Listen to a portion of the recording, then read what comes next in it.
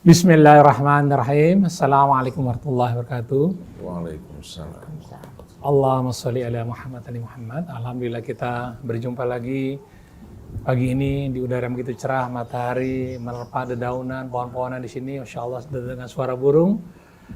Kita berjumpa lagi di sini dengan Kang Atep, kemudian ada Okta, ada Hafiz, ada Bang Ibrahim Talib. Dalam acara bukan Ulumul Quran, hari ini Psikologi Keluarga bersama Ustaz Husin Alatas, Ustaz Abu Bakar Baraja, dan Mbak Hajah Nur Nuning. Alhamdulillah sudah ada di sini. Dan acara ini juga disiarkan ke Radio Latansa Sukabumi, Radio Sela FM di Batam, Radio Habibullah di Banyuwangi, Radio Madinah di Pontianak, Radio Rasal di Palembang, Radio Rusiana No. 1 di Semarang, Radio Rasil Mercy di Piungan, Yogyakarta, dan juga radio komunitas di Bondowoso. Ya, kita jumpa lagi dalam Cari Psikologi Keluarga, dan kasus yang masuk ke meja redaksi adalah tentang seorang istri yang merasa tidak bahagia karena dia sendiri sering keluar rumah dan suami juga kurang menghargai dia. Anak-anak pun juga sering marah kepadanya. Dia sudah bertobat tapi masih tetap gelisah. Kehidupan beragama juga kurang baik. Nanti kisah detailnya akan dibacakan oleh Mbak Nur Nuning. Kita jumpa Ustaz Husin dan Ustaz Abu Bakar Baraja. Assalamualaikum Ustaz Husin. Waalaikumsalam warahmatullahi wabarakatuh. Baik, kita mulai acara ini dengan membaca Al-Fatihah. A'udzu billahi minasy syaithanir rajim. Bismillahirrahmanirrahim. Alhamdulillahi rabbil alamin. Ar-Rahmanir Rahim. Maliki yaumiddin. Iyyaka na'budu wa iyyaka nasta'in. Ihdinas siratal mustaqim. Siratal ladzina an'amta 'alaihim ghairil maghdubi 'alaihim waladdallin.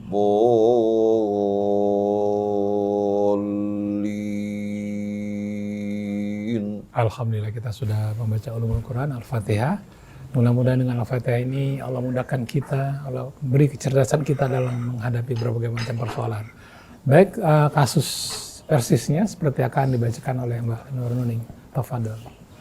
Terima kasih Mas Krisna. Assalamualaikum warahmatullahi wabarakatuh. Ustaz Abu Bakar, mudah-mudahan hari ini Ikhwan Akhwat kita belajar banyak dari kasus yang masuk dalam psikologi keluarga kita pada pagi hari ini. Ustaz, Assalamualaikum. Hidup saya tersiksa, anak suka marah-marah dan mereka terlihat benci kepada saya. Begitu juga setiap tidur malam saya terkaget dan terbangun, setelah itu tidak bisa tidur lagi. Dan keadaan ini sudah 3 tahun berjalan. Saya merasa tersiksa, Ustadz. Saya merasa orang-orang tidak punya perhatian pada saya. Apakah saya banyak dosa? Saya merasa Allah tidak menerima saya.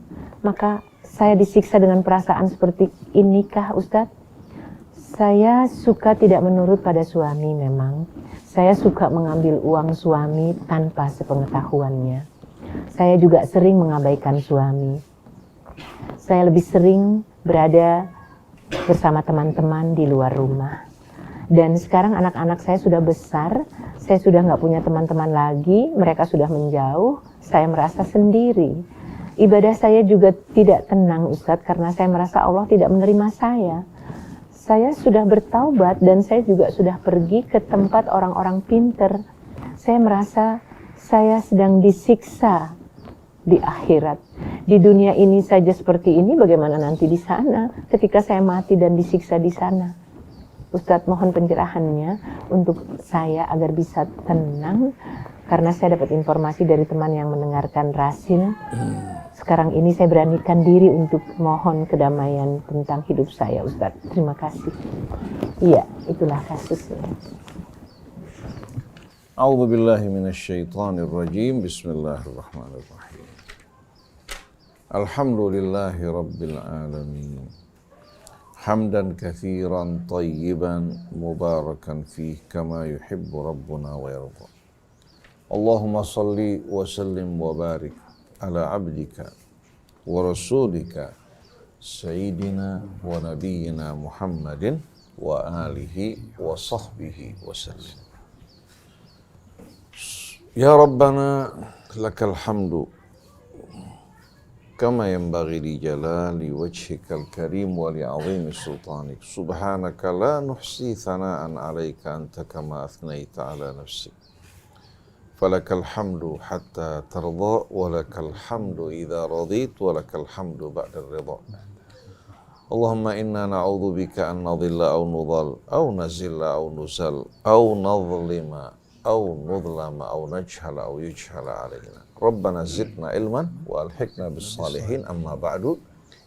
Ikhwan akhwat, Bapak Ibu, pendengar pemirsa yang dirahmati Allah, Ustadz Abu Bakar Baraja yang setia menemani kita dalam acara psikologi keluarga, Ustadz Muhammad Krisna, begitu pula Ibu Hajjah Nur, Bapak kita Akh Ibrahim bin Thalib, begitu pula Hafid, Atet, dan semua kru yang mendampingi kita di pagi hari ini.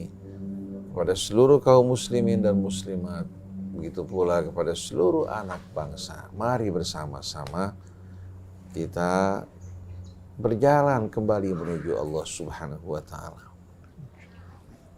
Sebelum saat-saat di mana Allah Subhanahu wa Ta'ala memanggil kita. Saat ini alhamdulillah kita masih diberikan kesempatan untuk melakukan perbaikan-perbaikan, meningkatkan amal ibadah kita, begitu pula mempersiapkan bekal kita untuk kembali ke hadapan Allah Subhanahu wa Ta'ala yang Maha Pengasih lagi Maha Penyayang. Dan bekal yang utama adalah beriman kepada Allah, menyembahnya, tidak mempersekutukannya dengan sesuatu, mengikuti bimbingan tuntunan Quran yang disampaikan oleh Rasulnya, menggauli manusia dengan akhlak dan pekerti yang luhur, mengajak kepada yang ma'ruf, mencegah dari yang mungkar, mengerjakan amalan-amalan yang bermanfaat bagi hamba-hamba Allah, makhluk-makhluk yang merupakan amal yang amat dicintai Allah. Karena semua ini merupakan cerminan dari nama Allah Subhanahu wa Ta'ala, Ar-Rahman, Ar-Rahim. Allah selalu mengasihi hamba-hambanya yang mengasihi sesamanya. Dan rahmatnya akan diputuskan dari mereka-mereka yang tidak memiliki kasih sayang terhadap sesama. Assalamualaikum alaikum jami'an warahmatullahi wabarakatuh.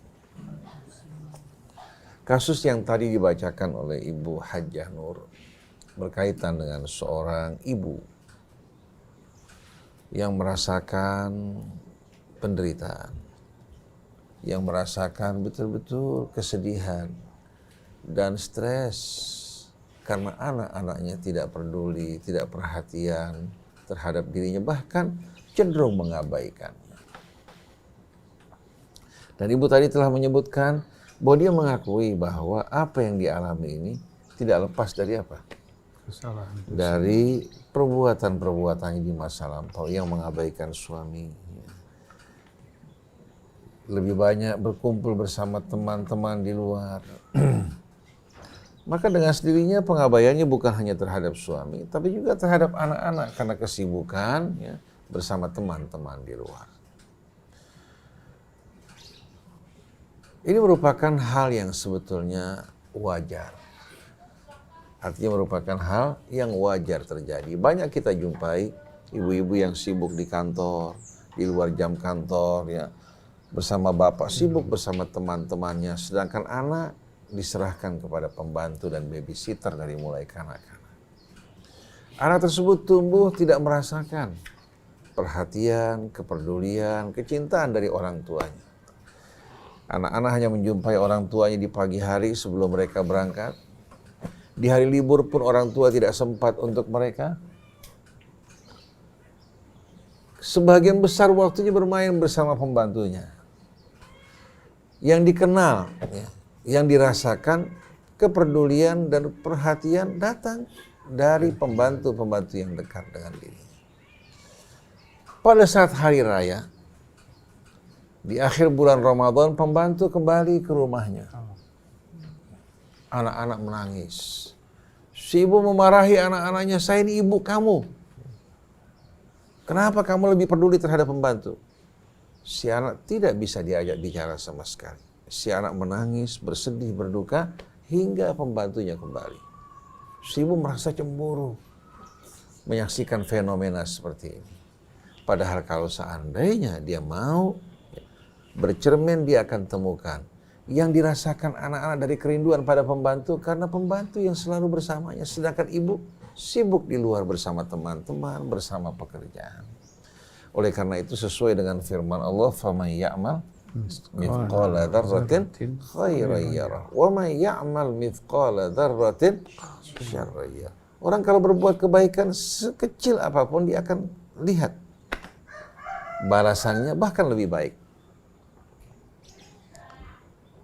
Seperti seorang menanam satu butir, katakan gabah beras yang telah disemai. Dari satu butir melahirkan satu tangkai. Satu tangkainya terdapat mungkin 100-200 butir. Kita lihat bagaimana rahmat dan kemurahan Allah. Kebaikan yang dilakukan seorang hamba tidak akan pernah hilang. Albirru la yabla wadzambu la yunsa i'mal ma syi'ta kama tadinu tudan. Kebaikan tidak akan hilang. Perbuatan buruk tidak akan diabaikan. Berbuatlah sesuka hatimu sebagaimana yang kamu buat, kamu akan terima balasan kamu. Yang berbuat baik akan menerima balasan yang lebih baik. Hal jazaul ihsan illal ihsan. Yang ingkar dibalas sesuai dengan keingkarannya. Wahal nujazi illal kafur. Ini merupakan sunnatullah dan hukumnya yang berlaku. Jadi apa yang ibu rasakan pada saat ini adalah buah yang ibu tuai, yang ibu petik dari apa-apa yang ibu lakukan di masa lampau. Lalu ibu merasakan kesedihan, kedukaan, bahkan tidak dapat tidur di malam hari karena memikirkan semua ini. Apakah ada jalan keluar untuk apa? Untuk keluar dari kemelut yang ibu hadapi. Jawabannya rahmat Allah Subhanahu wa taala meliputi segala sesuatu. Allah Subhanahu wa taala sebutkan kalau azab turun ya, sesuai dengan yang ditentukan Allah. Tapi kalau rahmat Allah Subhanahu wa taala meliputi segala sesuatu. Wa adzabi usibu bihi man asya wa rahmati wasi'at kulla syai. Nah, apa yang ibu rasakan sebetulnya peringatan dari Allah. Teguran agar ibu kembali kepada Allah Subhanahu wa taala.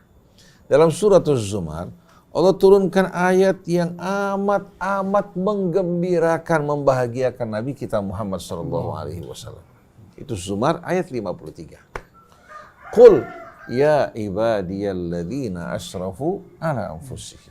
Katakan wahai hamba-hambaku yang telah bergelimangan dosa, yang telah melampaui batas, hidup keluar dari rel dan apa? Dan jalan yang Allah Subhanahu wa taala ridhai. La taqnatu min rahmatillah.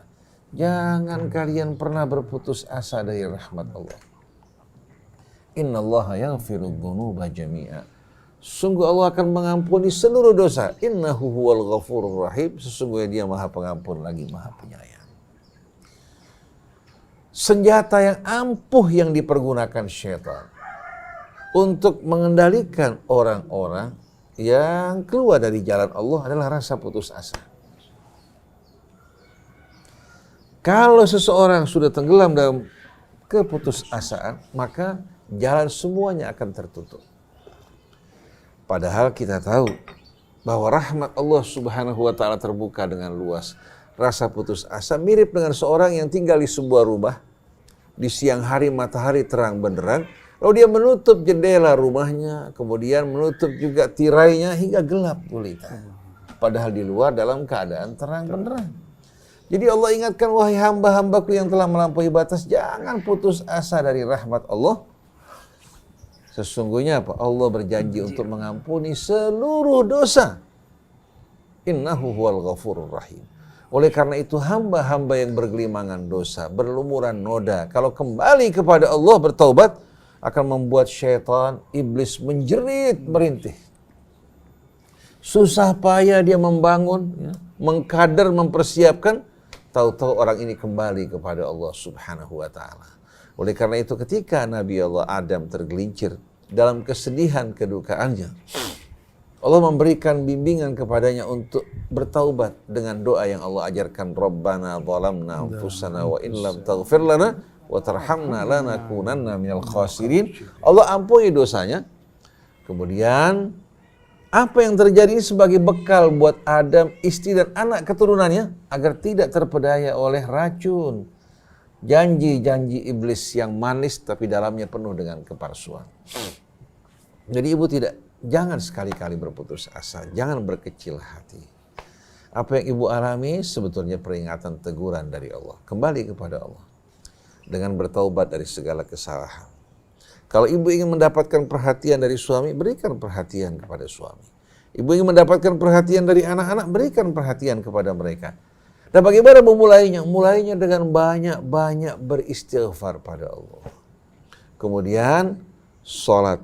Kalau pada permulaan ibu merasa belum khusyuk, perpanjang ruku ibu, perpanjang sujud ibu. Karena ruku akan meringankan beban dosa di atas pundak kita. Memperpanjang sujud juga akan apa? Akan membuat dosa-dosa kita berguguran dengan istighfar padanya. Baca ayat-ayat Allah. Dan yang penting ibu perhatikan, rubah lingkungan pergaulan ibu. Dari pergaulan yang tadinya lalai, teman-teman yang hanya berkumpul, tertawa-tawa, bersenang-senang, tapi di saat ibu pulang, ibu merasakan beban dalam dada ibu, ganti dengan teman-teman yang selalu mengingatkan ibu kepada Allah. Adapun kesalahan ibu di masa lampau, suka mengambil uang suami, suka tidak mentaati suami, juga berkumpul bersama teman, mengabaikan anak-anak, semua ini akan berlalu sirna di saat terjadi perubahan yang signifikan dalam diri ibu. Manusia hatinya lembut. Begitu menyaksikan sesuatu yang baik dan indah atau perubahan, hatinya akan tersentuh. Kalau saat ini suami ibu katakan mengabaikan ibu, anak-anak tidak peduli, di saat hati ibu dipenuhi dengan rahmat, sorot mata ibu penuh kelembutan, sikap ibu juga melunak, niscaya hati-hati mereka juga akan melunak. Dan ibu harus tahu bahwa hati manusia di tangan Allah. Allah berfirman, wa'lamu annallaha yahulu bainal mar'i wa qalbih. Ketahuilah, sungguh Allah ini merintangi seseorang dari hatinya. Jadi bukan hanya hati orang lain. Hati kita bukan di tangan kita. Pada saat dalam keadaan berduka, kita nggak mampu merubah gelombangnya dari duka menjadi apa? Menjadi suka. Dari sedih menjadi gembira, mustahil. Hati kita di tangan Allah. Jadi kalau ibu merasa terhalang dari suami, terhalang dari anak-anak, ya, bahkan terhalang dari rasa tenang dan tentram, kembali pada Allah. Begitu ibu kembali dengan tulus ikhlas, subhanallah, ibu akan damai, suami ibu akan berbalik penuh dengan senyum, begitu pula anak-anak ibu. Jadi hal ini seharusnya tidak membuat ibu putus asa, tapi mendorong ibu untuk bergegas-gegas kembali kepada Allah Subhanahu wa Ta'ala, memperbaiki diri. Tapi ingat, apa yang ibu lakukan dari kesalahan dalam waktu yang cukup lama tidak langsung akan berubah dalam sekejap mata. Penyakit yang telah menaun, pengobatannya juga membutuhkan waktu. Jadi tidak sekaligus dengan serta-merta ibu kembali, langsung ibu akan mendapatkan apa? Apa-apa yang ibu inginkan. Sabar. Teruskan. Ibu bersabar, kemudian dekatkan diri, rubah lingkungan dan pergaulan. Insya Allah di saat mereka melirik ibu telah berubah. Peduli terhadap suami, peduli terhadap anak-anak dengan tulus dan ikhlas. Ibu tidak perlu mengharapkan perhatian dari mereka. Beramal, perhatian akan datang dari Allah yang akan mengubah haluan hati mereka yang tadinya membelakangi ibu akan berbalik penuh kecintaan. Siapa anak yang tidak bangga dengan ibunya? Ya. Yang peduli, perhatian, dan bersikap mulia terhadap mereka. Wallahu a'lam. Masya Allah. Jadi ikhwan akhwat, segala sesuatu yang kita tuai itu pasti yang kita tanam nggak bisa ditawar ya. Sementara kalau sesuatu yang sudah terjadi tidak bisa kita perbaiki, yang ada adalah memperbaiki untuk ke depan. Subhanallah, apa yang disampaikan Ustadz Hussein membuat kita akan semakin tahu diri, bagaimana mendekat kepada Allah agar segala sesuatunya menjadi jauh lebih baik. Lantas, apa yang akan dikatakan oleh psikolog kita terkait dengan rasa bersalah luar biasa di masa lalu yang sekarang harus kita tuai? Pak Abu Bakar, pencerahannya kami harapkan. Bismillahirrahmanirrahim. Assalamualaikum warahmatullahi wabarakatuh. Waalaikumsalam warahmatullahi wabarakatuh. Masya Allah, apa yang tadi digambarkan, diuraikan oleh satu sin, sekelumit saja sudah membuka hati pikiran kita. Tidak ada kata putus asa. Apa yang terjadi ketika seseorang mengalami putus asa? Karena dia tidak pernah tahu bahwa di depan dia masih banyak kebahagiaan, masih banyak yang terang benderang. Namun karena dia tidak tahu, maka dia merasa dia tidak mampu untuk melampauinya. Penyesalan setelah kita melakukan, itu sesuatu yang membuat seseorang itu tidak berdaya. Hanya menyesali, tapi tidak pernah memahami. Banyak orang yang menyesal ketika melakukan sesuatu, kemudian mengulang lagi, karena dia tidak memahami pada saat kejadian yang dialami, peristiwa yang dihadapi. Itulah proses penyesalan yang penuh dengan penyesalan kembali, penyesalan kembali. Dia hanya bermain di dalam pikirannya, menyesal. Oh, Allah sudah berikan taubat, Allah sudah mengampuninya, selesai. Dia akan lakukan lagi. Karena dia hanya terbatas menyesal. Jadi permainan dengan penyesalan ini akhirnya dia akan lakukan lagi. Sampai kapan? Sampai titik tertentu yang dia tidak mampu lagi berbuat sesuatu. Sudah tidak ada lagi yang mau mendekat dengan dirinya. Sudah tidak ada lagi orang-orang yang memperhatikan dirinya. Sudah tidak ada lagi orang yang akhirnya di saat itulah dia mulai bukan menyesal lagi, menyalahkan dirinya. Penyesalan sudah hilang, tapi yang terjadi pada dirinya adalah menyalahkan dirinya. Kesalahan diri inilah yang membuat dia gelisah, merasa tersiksa. Karena apa? Karena dia hanya hidup dengan penyesalan, tapi dia tidak pernah mau melakukan sesuatu. Tahukah dia waktu dia melakukan kesalahan? Tahu. Tahu nggak akibat yang dia akan alami? Tahu. Karena sudah ditutup oleh berbagai macam keinginan, kemauan, glamor, terlihat. Dan dia merasakan bahwa dia tidak bisa, tidak ada yang mau, maka dia menyerang terus, mengejar terus. Ketika dia melakukan kesalahan, aku berdosa. Ya Allah maafkan. Allah sudah maafkan. Sudah selesai. Besok dia melakukan lagi. Itulah yang namanya menyesal. Dia hanya sebatas menyesal, tapi dia tidak ingin melakukan sesuatu untuk dirinya. Itulah proses menyesal. Dan akhirnya ketika dia sudah mentok, pada umumnya, ketika dia mengejar sesuatu karir, sudah sampai karir dia top, dengan berbagai macam permasalahan, dia korbankan dirinya untuk mendapatkan karir tersebut. Setelah selesai, mau kemana lagi? Mulai dia teringat, oh saya sudah melakukan ini, oh saya sudah melakukan yang seperti itu, oh saya seperti ini tersiksa saya. Oleh karena itu, perbuatan-perbuatan yang dilakukan berulang-ulang tersebutlah yang membuat dirinya menyalahkan dirinya. Menyalahkan diri. Ketika orang sudah menyalahkan dirinya, dia sudah tidak tahu lagi harus berbuat apa lagi. Allah sudah memaafkan. Tidak, saya salah. Allah sudah memaafkan. Allah nggak akan maafkan saya. Karena apa?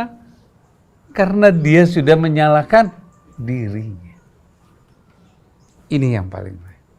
Bagaimana?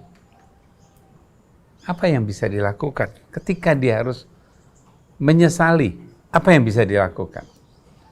Bukan menyesali, ya saya sudah menyesal, maafkan saya, selesai. Tidak.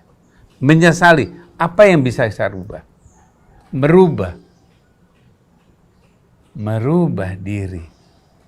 Kembali. Karena tobat itu adalah proses kembali. Kembali, bukan melakukan lagi. Kembali kepada fitrah, kembali kepada sesuatu yang dia akan kebaikan yang ada pada dirinya. Kembali. Karena Allah sudah titipkan sebagaimana tadi dijelaskan bahwa rahmat Allah itu meliputi segalanya. Rahmat Allah itu meliputi segalanya. Jadi kenapa kita tidak berpijak pada rahmatnya Allah, tapi berpijak kepada kesalahan. Itu yang terjadi. Pak Abu Bakar, sebagai manusia yang penuh dengan penyesalan, ada keinginan untuk menebus rasa bersalah itu sendiri, tapi kelemahan rasa ini kalau nggak didukung oleh orang-orang yang ada di sekitar kita, apalagi tetap abai, nggak peduli, setangguh apa yang harus kita lakukan untuk bisa menebus dosa dan rasa bersalah kita tadi? Ya, karena kita tergantung pada orang lain, karena kita tidak pernah tergantung pada diri kita. Kita hanya tergantung pada orang lain. Kenapa kok waktu dia berbuat salah pun dia tergantung pada orang lain, bukan tergantung pada dirinya. Karena mereka memberikan kesempatan untuk melakukan perbuatan dosa. Karena perbuatan dosa itu diberikan kesempatan oleh orang-orang yang memang sengaja dan ditumbangi oleh syaitan. Ya, skenarionya syaitan begitu besar. Seperti yang tadi diketahui. Kalau kita mampu melihat kebaikan, insya Allah rencana setan bubar. Ketika rencana itu bubar, dia akan berpikir ulang bagaimana menghancurkan lagi, bagaimana itu. Nah, ketika lingkungan kita tidak bisa nerima, seperti yang tadi dijelaskan, bagaimana kita kembali, kita yang memperhatikan mereka, kita yang memperhatikan suami, anak-anak, tetangga, yuk kita perhatikan. Yang dulu dia mendapatkan perhatian, kemudian dia terus mengejarnya. Dulu dia diperhatikan karena mungkin kecantikannya, mungkin kegantengannya, mungkin kemampuannya. Dia diperhatikan, kemudian dia dikejar. Akhirnya keinginan itulah yang membuat dia terperdaya. Kalau kita ingin menebus dengan menjadi bukan siapa-siapa, tidak mengharapkan respon positif dari orang-orang di sekitar kita, harus menjadi being nobody dulu. Iya. Pokoknya semua demi Allah aku lakukan ini karena kesalahanku. Berpikirlah berpositif. Bagaimana berpikir positif itu? Setiap kali kita melakukan kebaikan, diri kita memahaminya dan katakan pada diri kita, saya melakukan kebaikan ini. Nggak usah disebar-sebar. Nggak usah pakai pengumuman. Saya sudah melakukan perbuatan baik, tidak. Diri kita. Kalau kita pakai pengumuman, halo, saya sudah berbuat baik, maafin saya dong. Nggak bisa juga. Orang akan bilang, benar nggak tuh? Tapi berkatalah pada diri kita, saya sudah melakukan. Saya sudah berbuat baik. Saya sudah memberikan sesuatu yang kebaikan karena Allah, maka perbuatan baik itu akan terus mengalir. Seperti waktu kita melakukan ketidakbaikan itu, mengambil punyanya suami, melakukan perbuatan berpura-pura, dia akan berkata pada dirinya, oh saya sudah ambil, rasain, pelit sih dia. Yang bicara siapa? Berbicara pada pikirannya, kemudian dia melakukan lagi. Tadi saya senang banget bertemu dengan teman-teman. Oh saya dianggap, apalagi di forum, membuat mereka gembira. Dia berpikir pada dirinya, besok dia ingin lakukan gitu lagi. Dia ingin melakukan gitu lagi. Tapi kalau kita berbuat baik, kemudian kita katakan pada diri kita, saya sudah berbuat baik. Saya sudah melakukan kebaikan. Saya sudah tersenyum sama suami. Saya sudah tersenyum sama anak-anak. Tapi anak-anak itu marah, kesel ngelihat saya. Tidak. Tidak, dia tidak akan marah sama saya. Karena dia hanya teringat waktu itu saya marah sama dia. Dia teringat terabaikan dengan diri saya. Sekarang tidak. Saya ingin berikan senyuman sama dia. Rubah pikiran dia bahwa saya tersenyum. Yang dulunya saya tinggalkan dirinya, sekarang saya hadir. Saya ada di dalam dirimu. Kembali kepada dirinya. Jadi jangan berharap pada orang lain, saya berharap pada dirinya. Kalau kita bersalah, kalau kita menyesali, kalau kita merasa diri kita berdosa, tapi kita tergelincir, ini gara-gara kalian. Ini gara-gara suami yang selalu membuat saya gelisah, nggak pernah ngasih apa-apa, nggak pernah memberikan, jadi saya nyuri duitnya dia. Bukan. Ini sih gara-gara anak-anak saya nggak bisa senang. Tidak.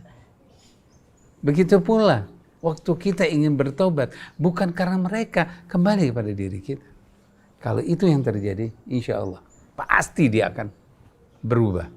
Seandainya ada pengakuan tersendiri, sebuah kejujuran, misalnya bilang, ayah maaf ya kemarin ini ternyata aku bla bla bla bla bla, tolong bantu aku, bimbing aku untuk bisa menjadi jauh lebih baik, misalnya seperti itu. Kemudian secara terpisah pada anak-anak juga bilang, mama ini kelewatan ya selama ini ya Allah, dan gitu. Kira-kira akan meringankan langkah kita memperbaiki diri nggak? Insya Allah. Insya Allah. Pengakuan itu akan membuka dirinya. Ketika dia membuka dirinya, karena Allah sudah memberikan rahmatnya dengan membuka dirinya. Alam nasra laka sadrak. Kata Allah, katakan, sudah dibuka sama Allah. Kenapa sih kamu nggak mau keluar dari situ? Allah sudah membuka hatinya, tapi dia merasakan menyesal. Allah katakan, ayo berbuat baik. Itu keterbukaan.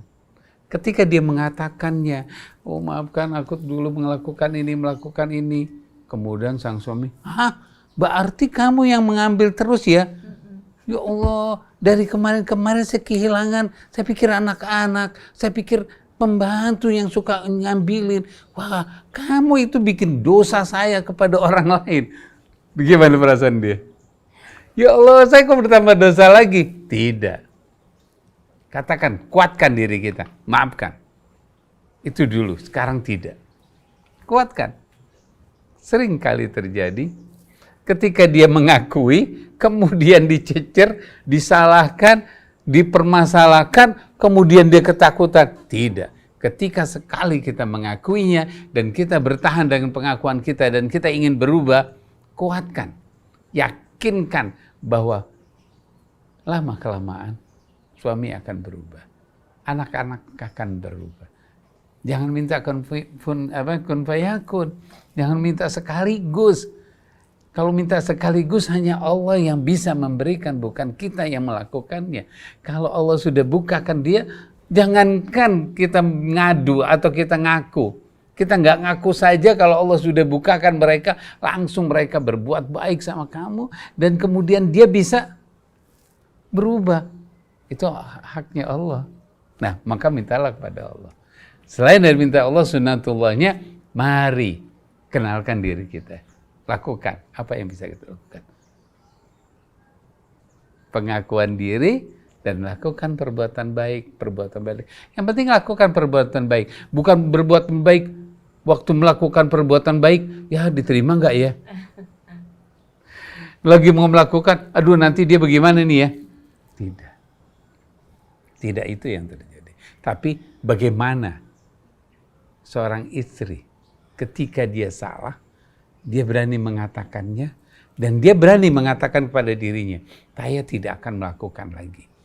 Karena ketika kita mampu mengatakan, saya tidak akan melakukan lagi, maka kita akan terus merubah diri kita. Kalau kita hanya menyesali, ya saya tadi berbuat salah, Kenapa ya kok saya bisa berbuat saya? Kenapa ya? Karena ini sih, karena saya itu nggak ada yang mendukung sih, karena ini, karena itu. Maka dia akan berkelut dalam pikirannya dia karena menyalahkan orang lain. Akibatnya dia menyalahkan orang lain, nggak pernah berhenti. Oleh karena itu, kembali pada diri. Yuk, mari kita berubah.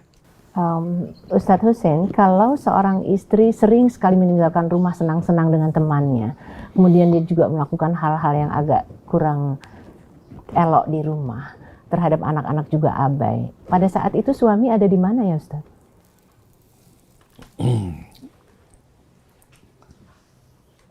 Bismillahirrahmanirrahim. Ada dua kemungkinan di sini. Ibunya suka keluyuran, suaminya suka kelilingan.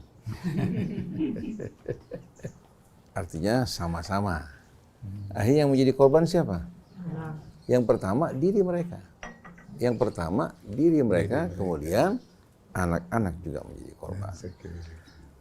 Kemudian yang kedua, istrinya suka keluyuran, suaminya orang-orang yang suka di rumah, peduli terhadap anak-anaknya. Ini banyak kejadian seperti ini. Dengan sendirinya rumah tangga kan tidak cukup hanya dengan apa? Dengan ayah. Untuk membuat anak-anak tumbuh dalam suasana yang baik dibutuhkan sepasang suami istri yang hidup mereka betul-betul menjadi motivasi buat anak-anaknya. Betul. Di mana anak-anak melihat ayah sebagai idola, begitu pula ibunya. Oleh karena itu banyak anak-anak perempuan, dia mau menikah yang sifatnya wataknya seperti ayahnya. Akhirnya sulit, karena ayahnya baik, bijak, dia berkenalan dengan sekian banyak pria, dia tidak jumpai atau jarang menjumpai laki-laki yang seperti ayahnya. Ada anak laki-laki yang ingin mempunyai istri, pribadinya akhlaknya seperti ibunya. Tapi banyak juga anak laki-laki yang trauma untuk berumah tangga karena melihat ibunya yang perilakunya tidak baik pada suaminya. Selalu bertengkar, selalu ribut. Dia beranggapan semua wanita seperti ini. Ada juga wanita-wanita yang mengalami trauma enggan untuk menikah karena melihat perilaku sang ayah yang kejam terhadap istrinya. Mereka beranggapan bahwa semua laki-laki sama seperti ini. Oleh karena itu adanya cacat pada salah satu pasangan, itu mau tidak mau akan meninggalkan apa? Bekas. Efek pada anak-anak. Oleh karena itu Allah Subhanahu wa taala jadikan pasangan suami istri ini hidup untuk bekerja sama, bukan saling mengalahkan, saling menindas.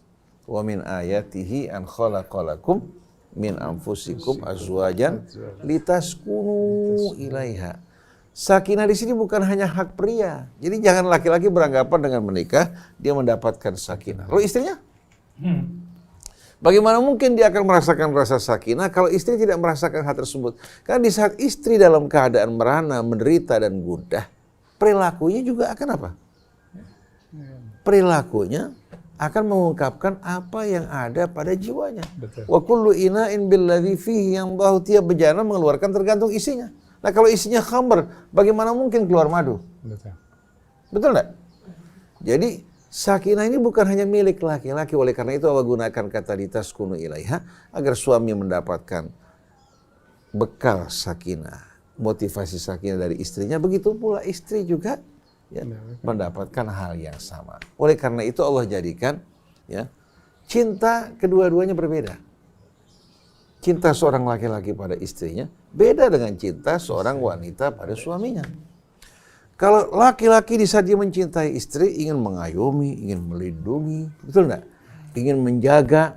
Kalau wanita justru kebahagiaannya di saat mendapatkan perhatian, mendapatkan perlindungan, tumbuh cintanya berkembang dengan subur. Tapi kalau seandainya Allah jadikan wataknya sama, akan terjadi apa? Pertarungan di antara mereka.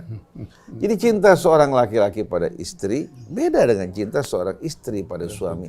Suami cintanya bagikan matahari, memberikan kehangatan. Istri bagikan bumi yang menyerap kehangatan tersebut, melahirkan beraneka macam apa? keindahan. Ini merupakan kodrat yang Allah tanamkan dan fitrah yang Allah Subhanahu wa Ta'ala letakkan pada masing-masing agar dapat apa? Membangun suasana yang penuh dengan keharmonian. Ini merupakan rahmat Allah.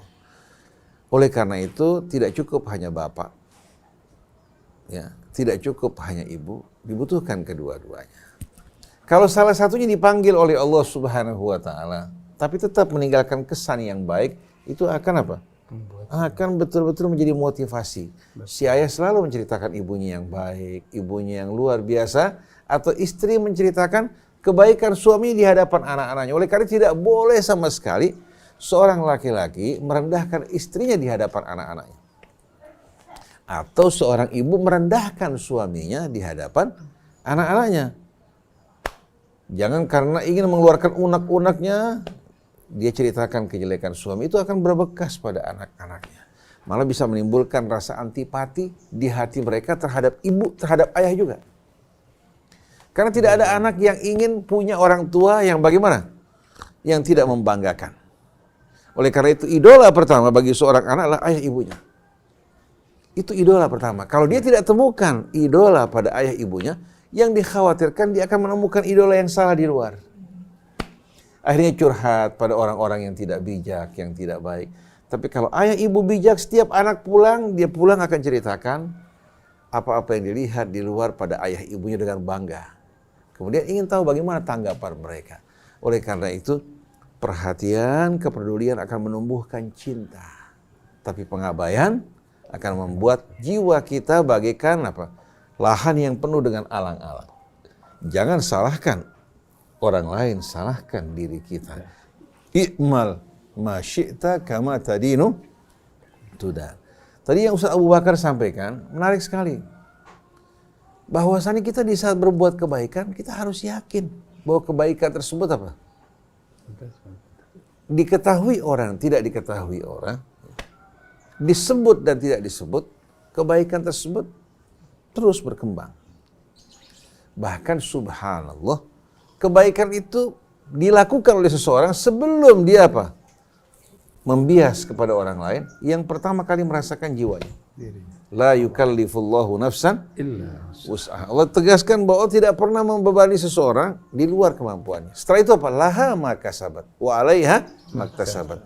Dalam bahasa Arab, ungkapan seperti ini, laha ma kasabat, untuk menjelaskan keuntungan, buah yang didapatkan seorang dari perbuatannya. Sedangkan 'alaiha, ya, adalah akibat buruk yang dirasakan seseorang akibat perbuatannya. Yang pertama merasakan jiwanya, karena laha kembali kepada jiwa.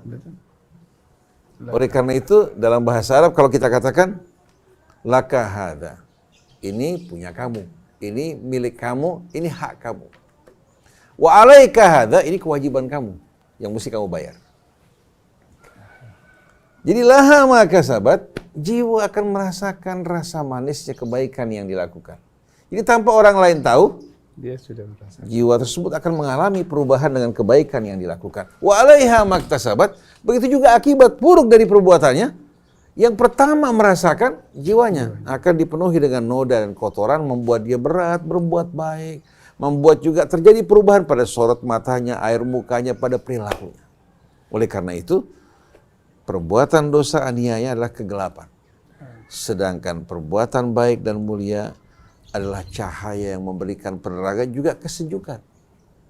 Beda dengan api, memberikan penerangan, tapi juga apa? Membakar. Tapi kalau nur, memberikan penerangan, ya, tapi juga memberikan kesejukan. Oleh karena itu, Allahu nurus samawati wal ard. Nur Allah meliputi segala sesuatu. Kalau kita bernaung di bawah nurnya, di bawah bimbingan petunjuknya, selalu kembali pada Allah, siapa yang bisa merendahkan kita? Ada orang bernaung di bawah naungan pejabat, pengusaha, dia beranggapan dirinya kuat. Dia orang yang lemah, karena berpegang pada yang lemah, sama dengan orang yang sedang tenggelam di lautan, berpegang pada sesama teman yang tenggelam. Tapi kalau berpegang pada Allah, langit bumi kepunyaannya. Dia yang mengatur, dia yang mengendalikannya. Idza arada syai'an an yaqula lahu kun fayakun. Oleh karena itu jangan Anda pernah berkecil hati, berputus asa. Rahmat Allah meliputi segala sesuatu. Buka jendela hatimu, buka tirai-tirai hatimu, kamu akan temukan rahmat Allah. Kamu jumpai di mana-mana tempat. Kalau di satu tempat kamu jumpai kegelapan, jangan kamu fokuskan perhatian kamu ke sana. Lihat bumi Allah begitu luas. Alam takun ardullahi wasi'atan fatuhajiru fiha. Saya ingat apa yang diucapkan salah seorang Syekh Al-Azhar. Syekh Al-Azhar ini ya, di atas rektor. Satu kedudukan yang mulia atau dikenal dengan nama Al-Imamul Akbar. Kebetulan yang diangkat sebagai Syekh Al-Azhar seorang yang belajar di Al-Azhar, yang berdiam di Mesir, tapi seorang berkewarganegaraan tadinya Aljazair. Lahir di Tunis, kewarganegaraannya Aljazair, kemudian tinggal di Mesir, ya, lama di sana. Dari keilmuannya diangkat untuk menjadi Syekhul Azhar.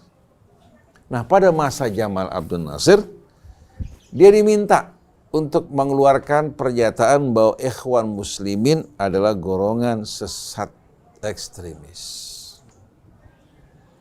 Langsung Syekh Al-Khidir Husain mengumumkan apa? Saya sekali-kali tidak akan mengucapkan, melakukan sesuatu yang menghalangi saya dari keridhaan Allah. Bumi Allah luas, bumi Allah luas. Rahmat Allah Subhanahu wa taala terdapat di mana-mana. Oleh karena itu mulai saat ini saya mencopot diri saya dari kedudukan Syekh Al-Azhar. Karena ini akan menjadi penghalang antara saya dengan Allah Subhanahu wa taala. Kalau dia mempertahankan kedudukan tersebut, dia akan hidup dalam kegelapan. Dia lepaskan, kemudian dia keluarkan pernyataan sesuai dengan apa yang dia tahu. Ikhwan muslimin adalah orang-orang yang berjuang di jalan Allah Subhanahu wa taala untuk menegakkan kebenaran. Ketika berhadapan dengan Israel melakukan penyerangan, yang turun untuk berhadapan dengan mereka ikhwan muslimin. Sedangkan Jamal Abdul Nasir hanya peduli terhadap kedudukannya. Untuk menggulingkan kekuasaan, mengangkat dirinya menjadi apa? Menjadi presiden sebagai pengganti Muhammad Najib. Dan uniknya, keberhasilan Jamal Abdul Nasir ini, keberhasilan atas dukungan ikhwan muslimin. Yang menggulingkan Farouk sebelumnya, tahu-tahu dia menggulingkan Muhammad Najib, ya. Allah kasih subhanallah, Jamal meninggal dunia, Muhammad Najib masih terus, ya, dipanjangkan usianya. Pada masa Sadat dibebaskan, ya, walaupun tidak menjadi presiden, tapi dia hidup secara baik-baik. Begitu Jamal naik berkuasa menjadi presiden, dia menjanjikan pada ikhwan muslimin untuk menegakkan syariat Islam. Dia berkata pada mereka ketika diminta untuk menepati janjinya, kalian akan kembalikan kami ke zaman-zaman himar keledai. Dia menganggap kembali pada kitab Allah, kembali apa? Ke zaman himar dan keledai. Akhirnya Allah Subhanahu wa taala tunjukkan kekuatannya pada Jamal Abdul Nasir. Hidupnya dalam ketakutan, kegelisahan, keresahan, dan banyak korban-korban tangannya. Tapi mereka justru yang mendekam dalam penjara, yang menjadi korbannya, tidak merasakan penderitaan. Allah tunjukkan rahmat dan kasih sayangnya pada mereka. Ini semua karena apa? Karena mereka tahu rahmat Allah terdapat di mana-mana. Nah, sebagai ungkapan terakhir dalam masalah ini, ada seorang yang dipenjara oleh Jamal Abdul Nasir dalam ruangan yang hanya apa? Yang hanya muat dengan tubuhnya melengkung. Lalu penjaga penjara, di saat dalam keadaan sepi, dia berusaha untuk membuka pintunya supaya dia merasakan apa? Udara yang segar dan bergerak lebih bebas. Sebelum dibuka tidak ada rintihan. Tapi begitu dibuka, langsung dia merintih. Si penjaga bertanya, kenapa? Sebelumnya kamu tidak merintih. Dia bilang, sebelum kamu buka, saya merasakan hidup dalam tempat yang luas, yang lapang, segar. Begitu kamu buka, saya merasakan diri saya kembali ke tempat yang sempit ini. Jadi orang-orang yang bersama Allah, di jalan Allah, hidup mereka, sepintas orang di luar menganggap mereka hidup dalam kesempitan, padahal mereka hidup dalam rahmat Allah. Jangan kita pandang remeh orang yang tinggal dalam sebuah gubuk, yang hidup sederhana. Mereka lebih ceria dibandingkan mereka-mereka yang tinggal di istana-istana yang megah. Jangan pandang remeh orang-orang yang bekerjanya sederhana. Sedangkan pejabat-pejabat tinggi lagi merasakan duri-duri yang tajam di atas kursinya. Kemudian dia menjumpai orang di sekelilingnya, senyumnya pura-pura.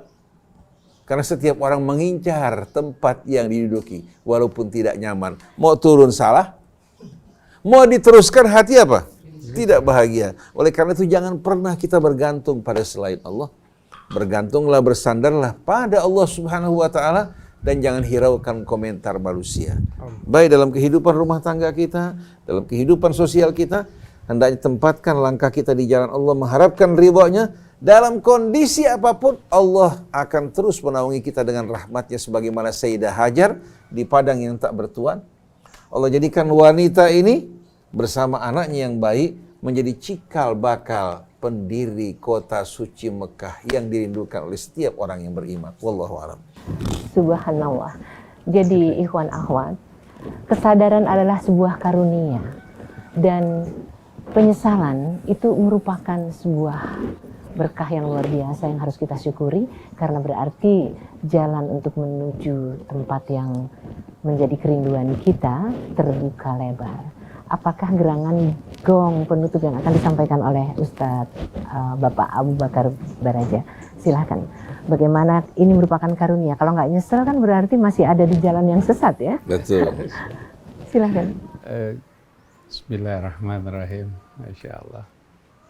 Ketika seorang dalam kondisi yang sempit, dia mampu menjadi seorang yang lapang. Tapi ketika kita mendapatkan kelapangan, tapi hati kita menjadi sempit. Apa yang terjadi? Karena pikiran kita selalu mengejar keinginan-keinginan fata morgana. Kita mengejar sesuatu yang kita nggak pernah dapatkan. Kita mengejar sesuatu yang kita tidak pernah inginkan. Kita hanya mengejar sesuatu yang ilusi. Setelah kita datang, kita dapatkan, hilang. Kita kejar kembali, kita dapatkan, hilang kembali. Kita kejar lagi, dapatkan, hilang kembali. Itulah ilusi. Karena kita nggak pernah melihat diri kita. Kita nggak pernah melihat nikmatnya rahmatnya Allah. Kita nggak pernah melihat bagaimana saat kita bersama dengan keluarga. Bagaimana saat kita bersama dengan suami. Bagaimana saat kita bersama dengan anak-anak. Anak-anak yang menangis pada masa kecil, kita tutup kuping. Tidak. Bagaimana dia butuhkan pelukan kita, bukan kita tutup kuping kita. Karena lengkingan suaranya itu panggilan rahmatnya Allah untuk kita bisa mampu memeluknya. Tapi kita tutup kuping kita. Kita melihat anak kita tidak sesuai dengan keinginan kita. Kita kesel, kita marah. Tidak. Keinginan dia adalah rahmatnya Allah. Keinginan anak yang saat itu ingin dipeluk, ingin disuapkan, ingin disenyumkan. Itulah rahmatnya Allah yang akan kita dapatkan di kemudian hari. Oleh karena itu, keinginan-keinginan yang ilusi, fata morgana. Karena kita ngelihat orang punya, kita berkeinginan. Karena melihat sesuatu yang lebih, maka kita inginkan itu. Kita selalu merasa diri kita kurang. Tidak. Perhatikan, diri kita lebih. Karena Allah tidak pernah memberikan pengurangan dari diri kita. Oleh karena itu, lihat diri kita yang ada, yang ini, bukan yang itu. Terima kasih. Tampaknya kita masih punya waktu beberapa menit. Mungkin Ustadz Hussein bisa beri tambahan bekal agar rasa sesal ini bisa berubah menjadi rasa syukur karena diberi penyesalan, Ustadz. Seperti yang Ibu Nurul tadi katakan bahwa penyesalan sebetulnya merupakan rahmat dari Allah. Karena di saat seorang menyesal, seperti kakek dan nenek kita, dia bisa melihat kesalahannya dan melakukan perbaikan. Betul. Oleh karena itu Nabi kita Muhammad SAW mengingatkan kepada kita semua dalam sebuah wasiat yang beliau berikan untuk siapa? Untuk sang sepupu yang masih kanak-kanak, Ibnu Abbas. Dia katakan, wahai anakku, Karena selisih umur jauh walaupun sepupu. Pegang erat-erat dan camkan apa yang saya katakan pada kamu. Jaga Allah dimanapun kamu berada. Niscaya Allah akan menjaga kamu. Artinya menjaga pesan-pesan Allah. Jaga Allah, niscaya engkau akan menjumpai Allah dimanapun kamu berada. Selalu ada di hadapan kamu. Kalau kamu mohon sesuatu, mohon kepada Allah. Begitu pula kalau kamu dalam keadaan membutuhkan pertolongan, mohon pertolongan pada Allah. Ketahuilah bahwasannya apa? Seandainya seluruh makhluk bekerja sama untuk memberikan kamu manfaat, mereka tak akan mampu untuk memberikan manfaat tanpa seizin Allah. Begitu juga di saat mereka ingin melakukan perbuatan-perbuatan yang membahayakan kamu, tidak akan terjadi melainkan dengan izin Allah. Kemudian Nabi mengingatkan, hendaklah kamu bertakwa kepada Allah dimanapun kamu berada. Ittaqillah haitsu ma kunta. Bertakwalah pada Allah dimanapun kamu berada. Kemudian wa atbi'is sayyi'atal hasanata tamhuha. Kalau kamu berbuat buruk, kamu susul keburukan kamu dengan kebaikan-kebaikan yang kamu lakukan. Untuk menghapuskan penyesalan di hati menjadi hal yang positif. Artinya mengubah penyesalan menuju ke arah yang positif. Karena ada penyesalan yang kemudian setelah itu kumat kembali penyakitnya. Nah, untuk mengubah penyesalan dari rasa sesal yang merupakan rahmat dari Allah dan peringatan, bisa mengubah kita menjadi orang-orang yang baik dan mulia. Susul keburukan kamu dengan kebaikan. Karena keburukan yang banyak akan membuat kita berat meninggalkan hal-hal yang buruk. Menjadi beban yang berat. Tapi begitu kita menyusul keburukan kita dengan kebaikan semaksimal kemampuan kita, dengan taubat, dengan berinfak, berbuat baik, memohon maaf, itu Allah kasih subhanallah berguguran semua kotoran-kotoran pada diri kita. Wa khaliqin nas bi khuluqin hasan, penutupnya gauli orang dengan akhlak yang baik. Karena sebetulnya yang membuat orang mudah berjalan di jalan kebenaran dan hidup dalam keadaan mulia, berakhir dengan husnul khatimah, akhlak yang baik. Ada orang berilmu, ada orang diberikan berbagai macam kelebihan tapi akhlaknya tidak baik. Allah kasih subhanallah hidupnya susah dan berakhir dalam keadaan su'ul khatimah. Di orang yang ingin betul-betul dimudahkan hidupnya, dilapangkan rezekinya, dicintai oleh Allah, berakhir dalam keadaan mulia, berakhlaklah dengan akhlak yang baik dalam menggauli manusia. Terutama yang di sisi kita, istri kita, suami kita, istri kita, anak kita atau suami kita, anak, tetangga, masyarakat, orang yang bekerja pada kita, bisa kita perlakukan mereka dengan baik, maka rahmat Allah akan mengalir tak pernah berhenti kepada kita semua dan menjadi juru syafaat yang membela kita pada saat kita menghadapi mara bahaya. Subhanakallahumma wa bihamdik asyhadu an la ilaha illa anta astaghfiruka wa atubu ilaik.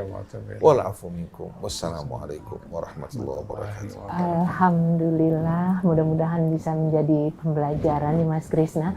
Kalau boleh Nuning berharap kepada para suami, kami istri-istri ini sangat doif, sangat lemah, tolong bimbing kami ketika kami melakukan hal-hal yang menjauhkan kami dari ridhomu dan dari surganya Allah. Mas Krisna, waktunya habis.